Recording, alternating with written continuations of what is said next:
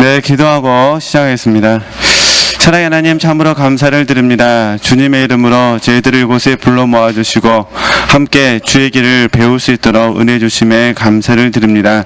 저희들의 이 학습이 영적 성장과 영적 실질을 이루는데 큰 도움이 될 수 있도록 도와주시고, 무엇보다 영혼을 사랑하여 섬기는데 주님께 유용한 자원들이 될 수 있도록 은혜 베풀어 주시옵소서. 오늘 또다시 오병이어를 주님께 드리오니 우리 주님께서 축복하여 주시고 저희들로 하여금 하나님의 나라가 확장되어지는 역사가 있을 수 있도록 은혜 베풀어 주시옵소서. 예수님의 이름으로 감사하며 기도드립니다. 아멘. 네, 49쪽을 보겠습니다. 제6장 철저히 주님 안에 뿌리를 내려라. 이 주제를 같이 공부하도록 하겠습니다. 네. 하여튼 나눌 부분은 이제 해가면서 하나씩 보도록 하겠습니다. 49쪽 천천히 읽겠습니다. 49쪽 아니에요? 네, 49쪽. 네, 49쪽. 네, 천천히. 네. 말로 표현 못할 만큼, 맞죠? 네. 깊이 하나님을 즐거워하는 사람은 정말 정결한 취향에 젖어들어 세속적인 것에는 즐거움을 느끼지 못한다. 지금 많이 경험하고 계실 거예요. 그러죠? 정결하게 영적인 것에서만 만족을 누리고 세속적인 것에서는 함께 할 수는 있지만 그렇게 썩 즐겁지는 않으시잖아요. 그렇죠? 네. 그런데 이런 고차원적 기쁨을 경험하고도 주님을 멀리 떠나버리거나 죄를 짓도록 스스로를 방치한 사람이 있다면 그는 단지 그분이 주시는 기쁨과 그분의 선함만 추구했던 사람이다. 진심으로 하나님 때문에 하나님을 추구했던 사람이 결코 아니다. 그러면 자, 이거는 이제 잠깐 말씀드리도록 하겠습니다. 이제 저희들이 이제 그 훈련원에서 이제 진리 단계, 그 다음에 생명 단계를 이렇게 말씀을 이렇게 드리잖아요. 그러니까 이 진리 단계와 생명 단계는 전체적으로 보면은 다 연합입니다. 연합. 항상 진리 단계는 시작이고 생명 단계는 완성입니다. 이게 진정한 의미에서 완성은 아니지만 그래도 그러니까 하나님께서 보실 때 우리를 이제 인정해 주시는 거니까. 그러니까 진리 단계는 연합의 시작이요, 그다음에 생명 단계는 연합의 이제 완성입니다. 그런데 사실 이 생명 단계보다 더 중요한 것이죠. 그게 이제 생명적 삶. 그래서 생명으로 사는 삶, 이게 이제 더 중요하죠. 그러잖아요. 그래서 이제 잘 아시는 부분인데 잠깐 복습처럼 말씀드리면 이 진리 단계의 시작을 저희들이 약혼으로 비유를 한다면 생명 단계 완성은 어떻게 될까요? 결혼식으로 비유할 수가 있고요. 영적인 결혼으로 비유할 수 있고, 생명으로 삶은 결혼 생활입니다. 그래서 진정한 면에서 결혼 생활을 하신 분은 물론 원칙대로 하면은 진리 단계, 생명 단계, 생명으로 사는 삶, 이 자체가 우리가 하나님 때문에 하나님을 사랑해야 됩니다. 여기에 초점을 맞추면은 약간 진리 단계에 가깝게 되고요. 이제 생명 단계나 생명으로 사는 삶은 하나님으로 사는 삶이 됩니다. 이제 생명으로 산다는 게 표현인데 하나님으로 사는 겁니다. 그래서 이제 동기와 목적이 하나님과 일치되면 제일 좋은데 혹시 이게 일치되지 않을 때도 있으니까 조화를 이루어야 됩니다. 지금 이 말을 하고 있는 겁니다. 지금. 그러니까 다른 사람이 보기에 영적인 기쁨을 추구한 것 같은데 결과적으로 뒤를 돌아와서 돌아가게 됐다면 그 말입니다.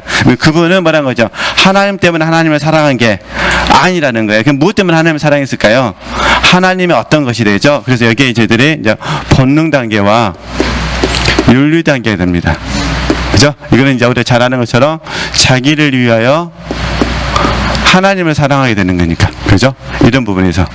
그럼 하나님의 관점에서 봤을 때 지금 이 내용들을 보면 단지 그분이 주시는 기쁨과 그분의 선함만 추구했던 사람, 진심으로 하나님 때문에 하나님을 추구했던 사람이 결코 아닌 사람은 되돌아가 버리는 거예요. 그러면 되돌아가지 않게 하려면 하나님 어떻게 하셔야 될까요? 되돌아가지 않게 하려면은 그럼 하나님께서 진리 단계에 들어오신 분들부터 시작해서 이때부터 점점 하나님께서 거품을 빼셔야 되죠. 이해되시죠? 이게 지금 우리가 훈련받는 개념으로 제가 설명해 드리는 거예요.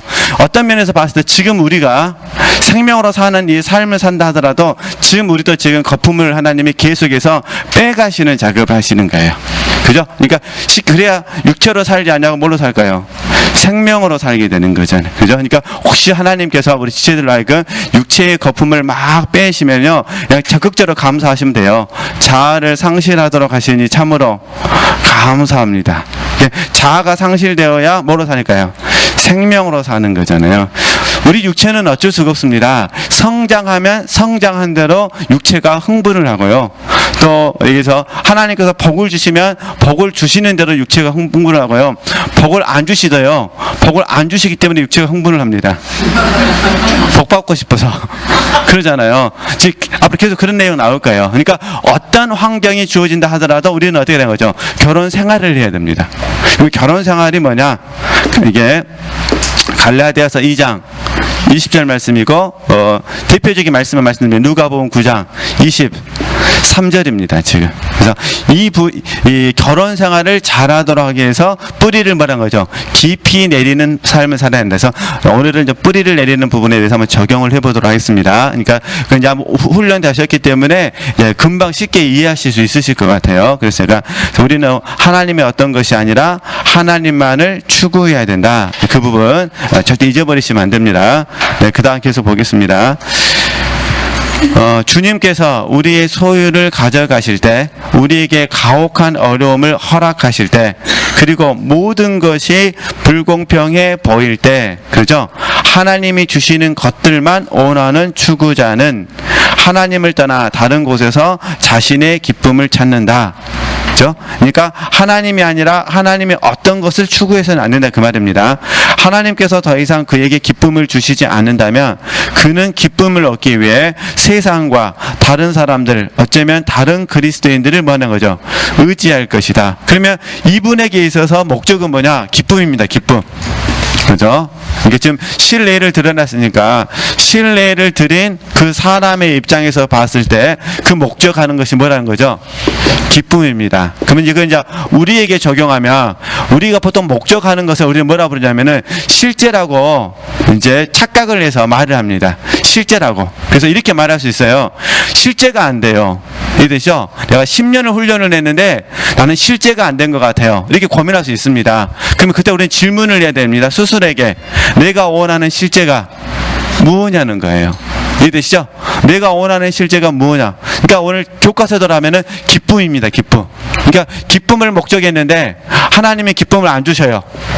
이해되시죠? 그러니까 하나님이 아닌 하나님의 어떤 것을 줄 수 있는 사람이 간다 그런 부분이죠. 그렇죠?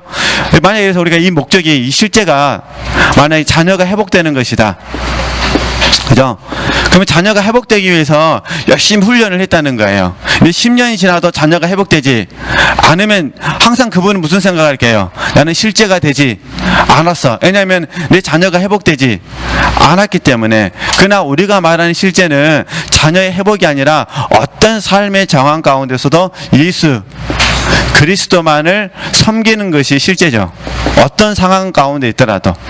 이해되시겠죠? 그러니까 또 어떤 분들에게 건강이 될 수도 있겠죠. 건강. 그러잖아요.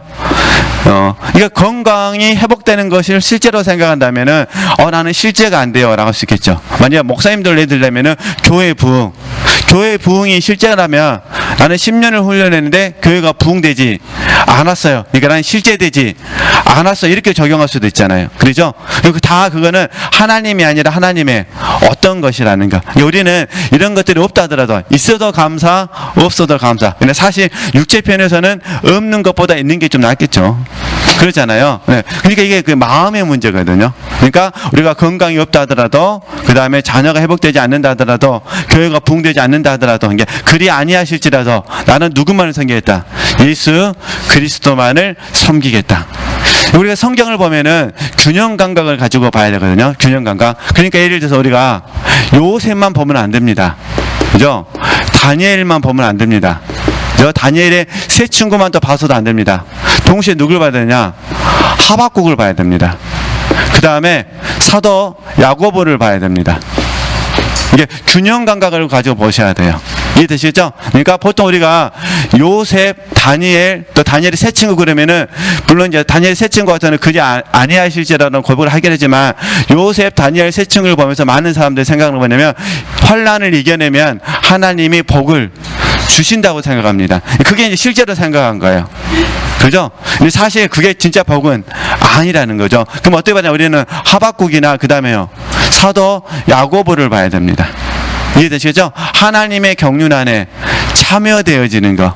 특별히 하박국의 고백을 우리가 지금 이제 계속해서 이 실제를 이루기 위해서, 뿌리를 깊이 내리기 위해서는요, 하박국의 이 고백이 우리에게 절대적으로 있어야 됩니다. 물론 이제 세 친구가 그러잖아요. 그리 아니하실지라도. 그죠? 또 하박국도 그러잖아요. 그리 아니하실지라도. 할렐루야. 그러니까 이거 항상 마음에 새기시고 양면을 전부 보실 수 있어야 돼요. 그러니까 요셉을 보면서 우리가 도전을 받는다 하더라도 또 한편으로 누굴 바라봐야 돼요? 하박국을 바라보면서. 이해되시죠? 그리 아니하실지라도 나는 누구만을 목적하겠습니다. 예수 그리스도만을 목적하겠습니다. 라고 우리가 적용하셔야 된다는 거. 이해되시죠? 그러니까 어떤 형태가 됐든 간에 사실 결혼 생활을 하기 위해서는 누가복음 9장 말씀을 적용하면은 주님께서 그러잖아요. 아무든지 나를 따라오려거든 그러잖아요. 아무든지 나를 따라오거든 자기를 부인하고 제 십자가를 지고 나를 쫓을 것이니. 그러니까 보세요. 자기를 부인하고 날마다 그냥 존재 조건이 그겁니다. 제 십자가를 지고. 제 십자가를 지고. 그러니까 제 십자가를 지는 게 뭐냐요? 사랑의 수고입니다. 근데 많은 분들은 제 십자가는 안 지고 뭐만 하기로 한 거죠? 주님께서 내 십자가를 대신 져주시기를 원하시죠. 그러다 보니까 이 결혼 생활이 잘 안 됩니다. 이게 생명으로 산다는 삶은 어떤 경우에는 약간 치열할 때도 있습니다. 왜냐하면 십자가를 지고 주님을 쫓아야 되는데 그 과정 가운데 자기 부인, 자아보정, 자아상실이 있기 때문에, 이게 하나님의 은혜가 와서 자기 부인, 자아보정, 자아상실 쉬운 날도 있고요. 또 때로는 어려운 날도 있습니다. 그래서 가만히 묵상해 보면 쉬운 날이 더 많으시죠? 말씀 듣다가 막 자기가 부인 되시잖아요. 이제 우리가 이제 오늘 강의 끝나고 나서 이제 목요 예배 들으러 가면 딱 듣는 순간 어떠세요? 말씀을 듣는 순간에 그냥 자기 정화가 이루어지잖아요. 버릴 거 툭툭툭 알아주시고. 그러니까 어쨌든, 그러니까 이렇게 열심히 공부해 보시는 겁니다. 이렇게 공부하다 보면은 성경적이지는 않는데 그냥 우리 실용적인 면에서 좀 적용해 보면 우리 지체들께서, 그러니까 어떤 우리 영성 생활하고 좀 조인해서 연결해서 묵상해 보면 이런 부분입니다. 성령의 빛비침이 있으면요, 어떤 일이 생기냐면, 첫 번째 같이 연결하겠습니다. 정상적인 것과 그 다음에요, 비정상적인 것이 보입니다. 그죠? 그러니까 영적인 지식은 우리에게 무엇이 정상적인 것인지, 무엇이 뭐라는 거죠? 비정상적인 것인지를 보게 합니다. 여기에 대해서 동의하면 깨달았다고 말합니다. 그렇죠? 그러니까 우리 지체들이 깨달음을 가만히 보면요, 정상적인 것과 비정상적인 것을 깨닫습니다. 이 정상적인 건 항상 누구시겠어요? 하나님에 관련된 부분이죠. 그리고 비정상적인 것은요, 내 안에서 이렇게 표현할게요. 반응하는 육신입니다. 왜냐면 우리가 맹목적으로 육신을 나쁘다고 하면 또 안 됩니다. 왜냐면 하나님이 우리 육신을 만드셨기 때문에. 그래서 이웃을 어떻게 사랑하셨습니까? 이웃을 내 몸같이 사랑하라 하셨잖아요. 그죠? 단지 우리가 훈련을 통해서 버리려고 하는 것은 내 안에서 뭐 하느냐? 반응하는 육신이 비정상적인 것입니다. 그럼 정상적인 게 뭐냐? 그죠? 하나님이 정상이니까 하나님께 바르게 반응하는 육신은 버리시면 안 됩니다. 그죠? 이거 정상적인 거죠. 그러니까 우리 훈련원의 표현을 말하면 성령께서 영을 다스리고 영이 혼을 다스리고 혼이 몸을, 이때 이 혼하고 몸은 정상적인 것입니다. 그죠? 정상적인 것이 발견되시면은 우리 지체들께서 막 내 몸을 만지면서 막 격려를 많이 해주셔야 됩니다. 세상에 너밖에 없다. 할렐루야.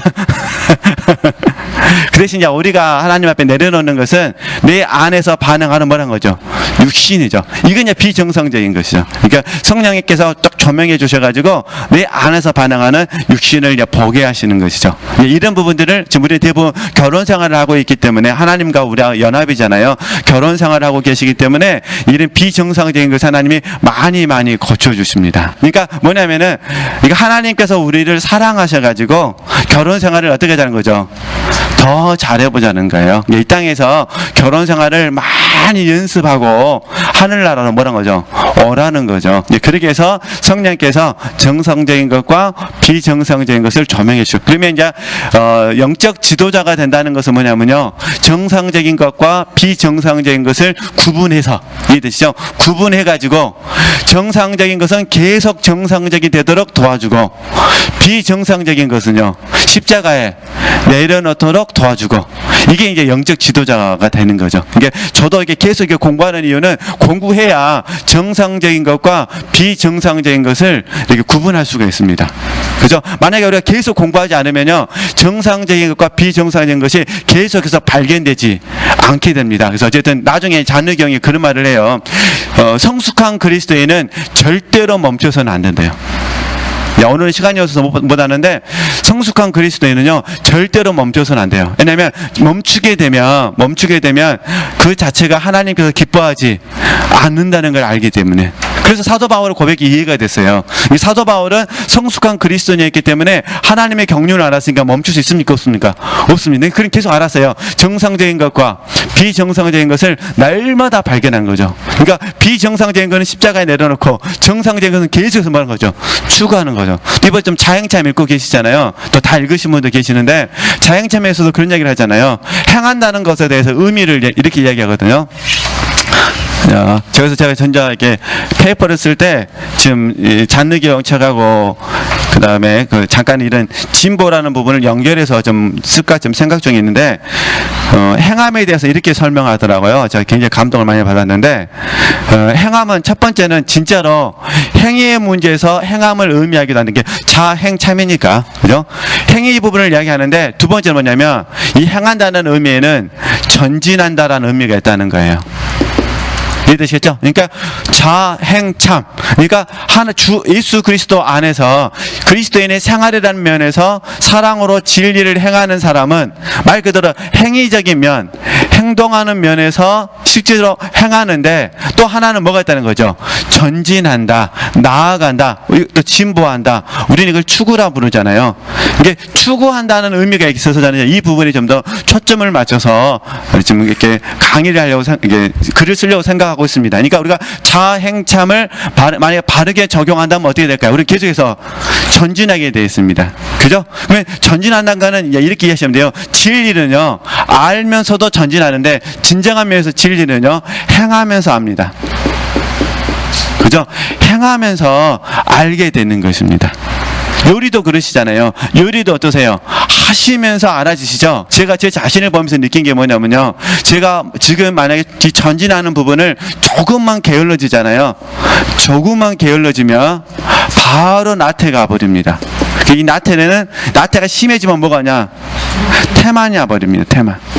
그러니까 태만은 뭐냐면요, 책임의식이 없어져 버린 거예요. 이해되시죠? 그러니까 하나님 앞에서 상에 대한 욕구가 사라져 버려요. 왜냐면 태만은 책임의 의식이니까. 그죠? 그 다음에 나태는 뭐냐면요, 마음에서 점점 떠나버려요. 마음에서 무관심. 그 무관심이 생기면 심해지면 어떻게 되냐? 실증이 생겨버립니다. 그죠? 이때 우리는 이 실증을 귀찮음으로 설명하죠. 싫으니까 귀찮아지는 거예요. 그죠? 이런 현상들, 건강도 마찬가지잖아요. 건강을 놔버리신 분들 보시면 어떠세요? 건강을 놔버리신 분들 보면 무관심해지시잖아요. 무관심하니까 운동하자면 뭡니까? 짜증을 내고 싫으시잖아요. 운동 자체가 싫잖아요. 가만히만 앉아있으면 좋겠고. 그죠? 그러니까 이런 현상들이 나타나는 영적으로 마찬가지입니다. 그러니까 진보를 멈추면 뭐가 찾아오고요? 게으름이 찾아오고, 그 다음에 나태가 찾아오고, 그 다음에 탐안이 찾아옵니다. 물론 꼭 이 순서도 되는 건 아닌데 제가 제 자신을 보면서 느끼는 부분입니다. 그러니까 방법은 하나밖에 없습니다. 우리 뿌리를 깊이 내리시면서 이 주제로 생각하시면 됩니다. 성령이 비춰 주시면 정상적인 것과 비정상적인 것을 알아가게 된다. 지금 우리 지체들이 비정상적인 것들이 만약 발견되시더라도 괴로워하실 필요 없습니다. 다 뭐로 받으시면 돼요? 사랑으로 받으시면 돼요. 그죠? 이게 징계입니다. 징계. 이런 징계가 얼마나 좋습니까? 그죠? 깨달음으로 변화가 된다는 징계예요. 안 그러신가요? 꼭 고생해서 깨달을 필요는 없으시잖아요. 깨달은 순간에 뭐가 되는 거예요? 자백하면 되시잖아요. 예. 깨달은 순간에 자백하셔가지고 징계를 사랑으로 받으시면은 그 순간에 깨달아집니다. 이게 마음속에서, 이게 실천은 안 했는데 내가 육신으로 행하진 않았다는 거예요. 근데 마음속에서 깨달아져요. 그 순간에 뭐 하시면 되고요? 고치시면 되는 거잖아요. 물론 고치는 과정과도 마음은 아프죠. 왜냐면 징계가 있으니까. 그러잖아요. 근데 그 딱 행동하지 않고 얼른 징계를 받아서 바로 고쳐버리면 우리는요, 삶에 있어서 실제적인 징계는 줄어들게 됩니다. 마음만 계속 뭐 하시면 되니까 이게 바꾸시면 되시는 거니까. 그죠? 그러니까 이런 은혜를 많이 받으셨으면 좋겠습니다. 이게 성령이 뭐라는 거죠? 빛비침이라는 거. 그렇게 하시고, 네, 그럼 이제 계속 보도록 하겠습니다. 네. 그래서 제가 목적하는 것에 대해서 설명하다가 여기까지 왔는데요. 그래서 이제 밑에서 두 번째 줄. 그러나 우리는 그런 사람은 실제로 처음부터 뭐라는 거죠? 똑같다는 것을 깨달았는데, 이게 무슨 말이냐면은 본인들이 생각할 때는 변화됐다고 생각했는데 사실은 변화된 게 아니었다, 그런 부분입니다. 즉 그는 줄곧 자신을 즐겁게 해줄 대상만을 찾아 헤매고 뭐라는 거죠? 있었을 뿐이다. 처음부터 영적으로 성장한 적이 없다. 오로지 자신만을 사랑했고 내면적으로도 자신에게 만족스러운 느낌을 주는 것만을 원했던 것이다. 이는 자기 만족 그 이상도 이하도 아니다. 만족을 얻기 위해 영적인 것을 사용했던 것에 지나지 않는다. 그래서 이거 부분 이전에 여러 번 제가 말씀드렸는데요. 간략하게 2, 3분 만에 좀 메모해 드릴 테니까 옆에 쓰시고 꼭 이 순서대로 한번 점검해 보시면 됩니다. 이 순서대로요.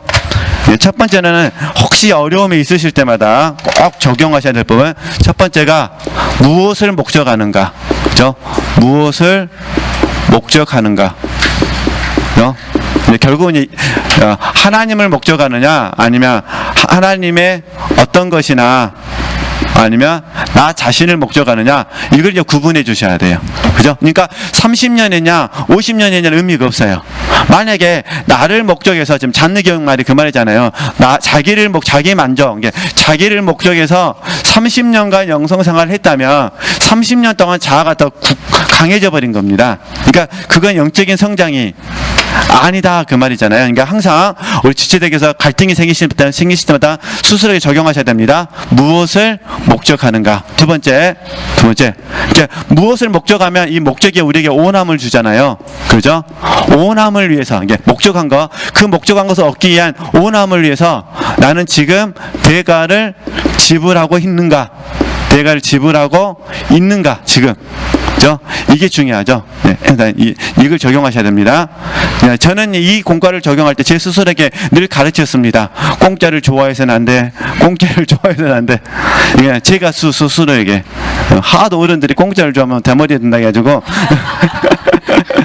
대머리 안 들라고 공짜를 좋아하면 안 돼. 근데 공짜 안 줘도 탈모는 어쩔 수 없더라고요. 네, 이게 스스로에게 말 가르치는 거예요. 이해되시죠? 아, 공짜는 안 돼, 공짜는 안 돼, 이렇게. 네. 사실 우리 육체는 다 뭐가 좋으세요? 공짜가 좋잖아요. 대가를 지불하고 있는가. 그죠? 세 번째는 결국은 우리가 늘 전에 제가 말씀드렸는데요. 우리가 믿음, 소망, 사랑으로 하나님을 바라봐야 됩니다. 근데 제가 원래는 사랑만 이야기하려고 했는데 같이 연결해서 설명하도록 하겠습니다.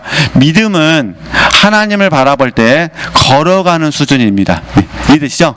소망은 걸어가면서 즐거움을 갖게 합니다. 기대. 사실 믿음은 있어도요, 소망이 없으면 기대가 없습니다. 그래서 사도 바울의 기도가 맞는 것 같아요. 지혜와 계시의 정신을 주셔가지고 하나님을 알게 하시고, 그 다음에 마음 눈을 열어서 소망을 갖게 하시고, 그죠? 그러니까 이게 믿음은 우리를 하나님을 향해서 걸어가게 하는데, 소망은요 즐거움으로 가게 해요. 기대. 그죠? 그러면 사랑은 뭐냐? 사랑은 달려가게 합니다. 그러니까 우리가 다시 하나님을 추구하는, 이걸 좀 더 발전시키면 헌신이라는 이름으로 적용해 보면요, 믿음으로도 헌신할 수도 있고 소망으로도 헌신할 수도 있는데, 참된 헌신은 어디서 나와야 돼요? 사랑에서 나와야 돼요. 그죠? 그러니까 믿음은 걸어가면서 헌신하는 것이고, 그 다음에 소망은 걸어가면서 즐거움 가운데 헌신하는 거라면, 사랑은요 뛰어가면서 합니다. 뛰어가면서. 이해되시죠? 그래서 우리가 지금 영적 성장 깊이 체험하기니까 결국은 어떻게 될까요? 사랑으로 나가야 되죠. 그러니까 이게 1, 2, 3 이렇게 간단하게 메모했는데, 이걸 꼭 묵상해 보셨으면 좋겠습니다. 그래서 혹시 마음속에서 흔들림이 찾아올 때마다, 이게 성령의 소욕과 육체의 소욕에 좀 갈등이 있어서 힘드실 때마다 얼른 1번, 2번, 3번을 적용하시면 됩니다. 네, 어쨌든 잔느경은 단호하게 말을 해버립니다. 그죠? 만족을 얻기 위해 영적인 것을 사용했던 것이지, 절대 이런 경우에는 영적으로 성장한 적이 없다. 그죠? 보겠습니다. 고통을 겪고 있는 거의 모든 영혼은 너무나도 간절히 위로받기를 원한다. 이런 사람은 고통에서 벗어나기를 간절히 열망하기 때문에 기꺼이 죽고자 각오하기보다는 어떻게 해서라도 어떠죠? 빠져나갈 방도를 찾는다. 그러니까 문제 해결에 초점을 맞춘다, 그런 부분입니다. 그리스도인들이 이러한 상태에 도달하면 보통 둘 중 한 가지 현상이 일어난다. 그 한 가지는 이전에 했던 일들을 통해 고난과 고통에서 벗어나려는 것이다. 잃어버렸던 것을 다시 회복하여 누리기를 원하고, 누군가에게 위로를 받으면서 이전으로 돌아가고자 한다. 또 다른 한 가지는 훨씬 불행한 선택으로 하나님에 대한 의식이나 감정이 자신에게 전혀 없음을 알고 다른 곳에서 자신을 만족시켜주고 위로해줄 감정을 뭐라는 거죠? 느끼길 원하는 것이다. 하나님을 그런 식으로 사랑했다면 그 사랑은 불순하며 전적으로 육적이고 뭐라는 거죠? 이기적이죠. 불순하고 전적으로 육적이고 이기적이라는 거죠. 그래서 이제 우리가 잘 아는 그림이 나오는 거예요. 이게 상승과 하강은 있는데 전혀 발전이 없는 부분이죠. 이렇게 삶을 살아서 안 된다, 그 말입니다. 그래서 이걸 통틀어서 뭐라 부르냐면 이렇게 이해하시면 돼요. 나 중심. 제 훈련에서는 육신 중심 이렇게 부르잖아요. 육신 중심. 그리고 이것을 저희들이 육신적 가치관 이렇게 부릅니다. 그죠? 근데 하나님께서는 이 우리를 성장을 이끄시기 위해서는 나 중심, 육신 중심, 육신적 가치관을 허무셔가지고 반대로 만드셔야 돼요. 이게 이제 하나님 중심, 그렇죠? 그 다음에 영 중심, 이렇게 같은 의미입니다. 영 중심, 그 다음에 영적 가치관, 이렇게 합니다. 그래서 이런 차이를 뭐라 하냐? 양적인 차이라 말하지 않고요, 질적인 차이라고 합니다. 이게 존재가 바뀌어버리는 겁니다. 표현이 이상하지만 병아리가 닭이 되거나 아니면 유정란이 껍질 안에 있다가 깨고 나와서 새로운 피조물이 되는 겁니다. 그죠? 번데기가 뭐가 되는 거죠? 나비가 되는 겁니다. 그러니까 나 중심은 번데기라면, 그죠? 하나님 중심은요, 나비가 되는 겁니다. 그렇게. 그러니까 나 중심인 사람은 제가 정확한 용어는 맞을 수 틀릴 수 있는데, 그 고치라 하나요? 그 고치 안에 있는 번데기예요. 그게 자기 세계예요. 그죠? 그게 확 어떻게 되죠? 이제 하나님 중심이 되면은 나비가 되어져서 완전 새로운 세상을 보게 되는 거죠. 이게 질적인 차이. 그죠? 그러니까 땅을 소망하지 않고 어디 소망하죠? 하늘을 소망하게 되는 거죠. 이렇게 이해하시면 됩니다. 지금 그 말을 하고 있는 거니까요. 계속 읽겠습니다. 심취할 수 있는 하나님에 대한 기쁨이 더 이상 존재하지 않을 때 그런 영혼은 하나님을 멀리하고 마침내 그분을 떠나버리고 만다. 영적인 경험을 가지고 감각을 만족시키고자 하는 열망은 영적 순례자의 진정한 모습이 아니다. 그래서 이게 잘 할 수 있는 부분이 요한복음 6장입니다. 내용 잘 아시니까 제가 불러드릴게요. 요한복음 6장. 세 부류가 나오잖아요. 그죠? 첫 번째 무리는 무리. 군중들을 나오잖아요. 무리는 소욕에 의해서 주님을 쫓았죠. 소욕 때문에 주님을 쫓았습니다. 무리. 주님이 소욕을 충족시켜주지 않으니까 주님을 떠났습니다. 두 번째 부류는 자칭 제자들입니다. 이걸 저희들이 혼적인 그리스도인에 부르는데, 자칭 제자들은 말씀이 어려워서 떠납니다. 말씀이 어려워서. 그 다음에 세 번째가 주님께서 선택하신 제자들입니다. 가룟 유다를 제외하고요. 주님께서 선택하신 제자들. 이 제자들은 영생의 말씀을 사모했습니다. 이 뜻이죠? 요한복음 6장에 있는 말씀을 제가 설명해 드리는 거예요.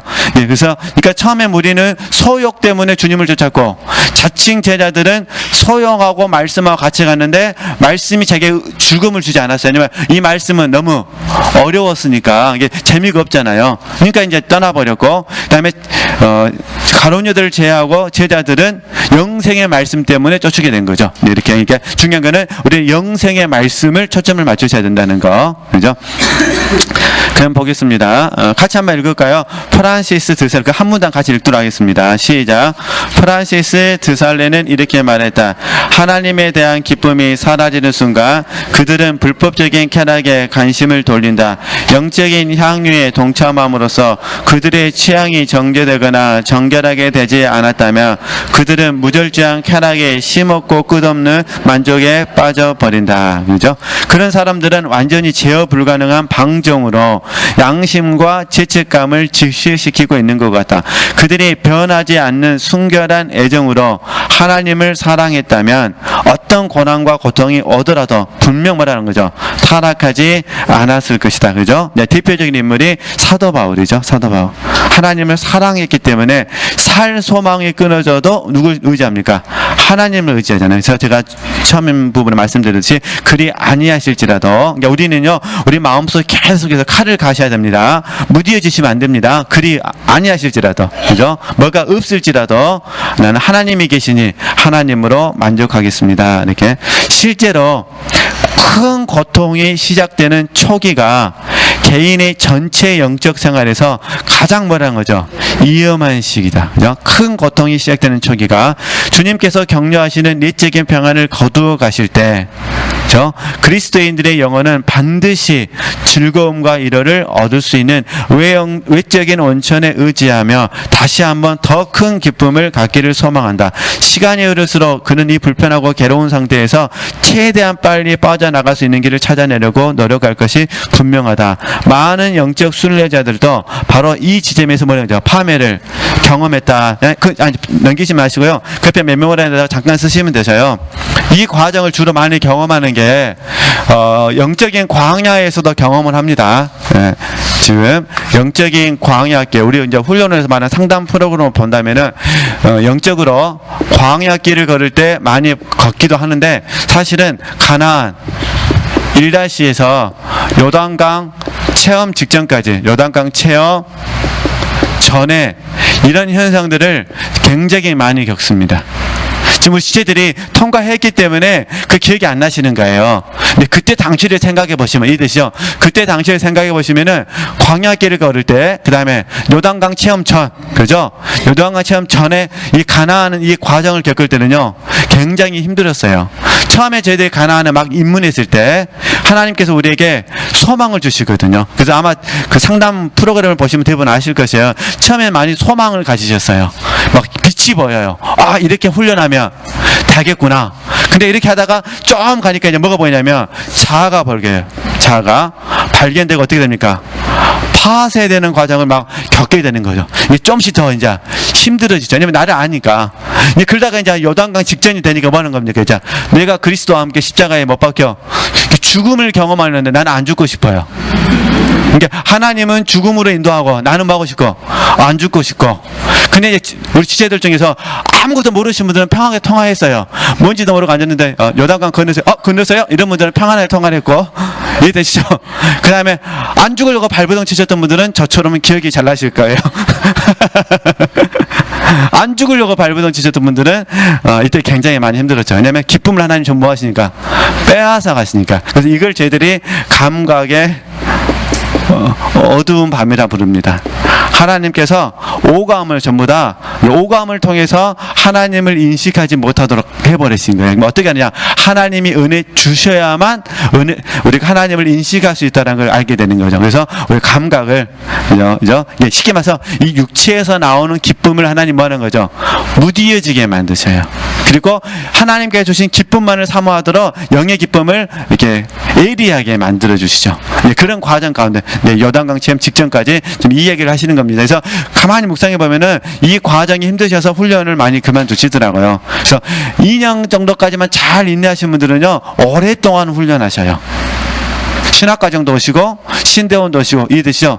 물론 이제 사모하시는데 못 오신 분들도 계셔요. 직장 때문에. 그런데 그런 분들은 앱을 통해서 아니면 통신 상담을 통해서 계속 훈련을 하시죠. 그러나 그러지 않으신 분들은 대부분 이 과정 가운데 훈련을 멈추시게 되죠. 너무너무 하니까요. 힘드니까. 왜냐면 비정상적인 것들이 막 보이고, 그러니까 나는 지금 기쁨을 얻고 싶으니까 내게 기쁨을 줄 수 있는 다른 곳으로 가게 되는 거죠. 이해되시겠죠? 네, 이렇게 그런 거 이렇게 이해하시면 됩니다. 그래서 이제 자느기 형도 많은 영적 순례자들도 바로 이 지점에서 파멸을 경험했다고 말합니다. 나는 저수를 통해 일관되게 이 문제를 지적했었다.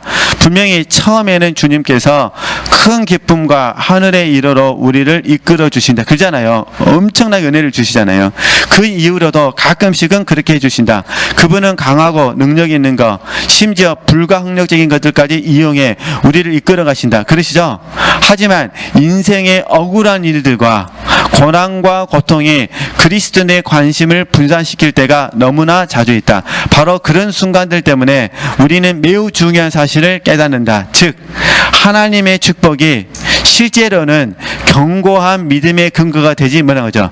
않는다는 사실이다. 이해되시겠죠? 그러니까 하나님의 축복이 있다고 해서 꼭 우리가 성장하는 건 아니다. 그런 부분입니다. 불의와 박해, 고난과 고통에 직면하면 지금까지 알았던 경이로운 천상의 기쁨은 허무할 정도로 신속히 기억 저편으로 사라져 버릴 수 있다. 때문에 그리스도인이 고난을 만날 때 그 고난에서 도망가지 않고 받아들일 줄 아는 것이 매우 뭐라는 거죠? 중요하다. 이해되시겠어요? 저도 이 과정을 훈련받을 때 하나님께서 제 과거 인생을 순간적으로 싹 깨닫게 해주시더라고요. 근데 이제 그 중에 전부 깨달았다는 것이 아니라 이 공과에 맞는 훈련. 그래서 그게 뭐였냐면요. 저는 인간관계에서 조금만 어려우면은 도망을 갔던 것 같더라고요. 그걸 깨닫게 해주시는 거예요.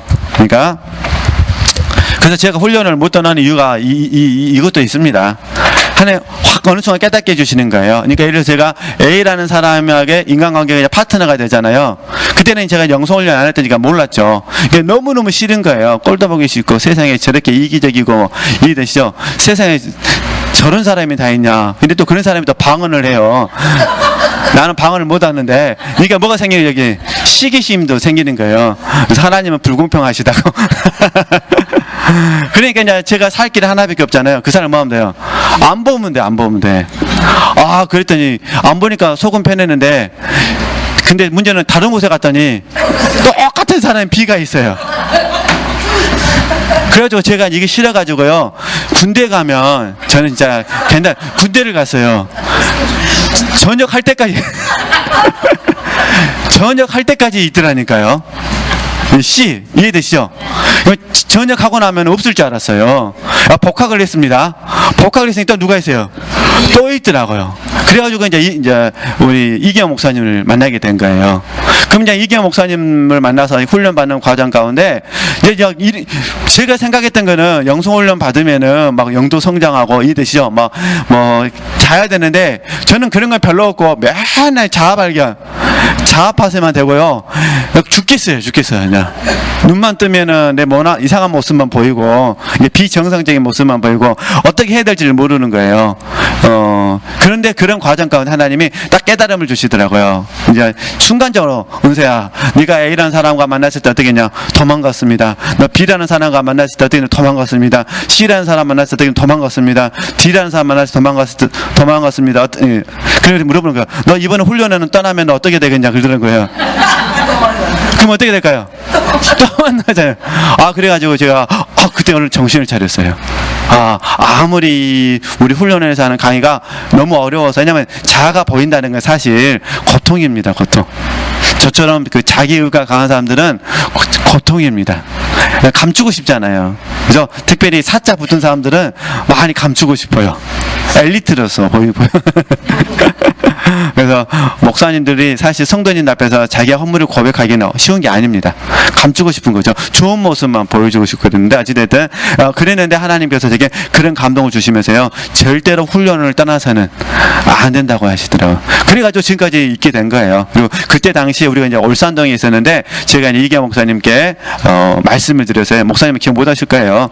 제가 이제 목사님께 이런 제 이야기들을 상담할 때 말씀드리고 절대로 떠나지 않고 훈련, 이게 시간 도망가지 않고 훈련할 테니까 좀 잘 도와주십시오 해가지고 이제 지금까지 오게 된 겁니다. 그러니까 참 이거는 인간관계가 제일 힘든 것 같아요. 그죠? 우리가 그러잖아요. 지금도 저도 힘들면은 다시 옛날로 돌아가고 싶은 마음이 있어요. 힘들면은 뭐 하고 싶은 거죠? 떠나가고 싶은 거예요. 다시 읽을게요. 때문에 그리스도인이 고난을 만날 때 큰 고난에서, 그 고난에서 뭐 하지 않고요? 도망가지 않고 받아들일 줄 아는 것이 매우 뭐란 거죠? 중요하다. 이게 이제 마태복음 11장입니다. 옳소이다. 이렇게 된 것이 아버지의 뜻입니다. 오늘 여기까지만 하시죠. 나머지는 또 다음 주는 쉬도록 하겠습니다. 다섯째 주간이니까. 그렇죠? 그리고 8월 달 첫째 주 며칠일까요? 8일이나 9일, 네, 9일 날 이어서 좀 설명하도록 하겠습니다. 저는 이제 우리 지체들하고 이 책 읽으면서 다시 정리할 수 있어서 감사하고요. 또 지금부터 또 어떻게 적용해야 될 것인지 이런 부분들을 묵상할 수 있어서 감사한데 우리 지체들에게도 도움이 되셨으면 좋겠습니다. 하나님께 영광 돌리겠습니다.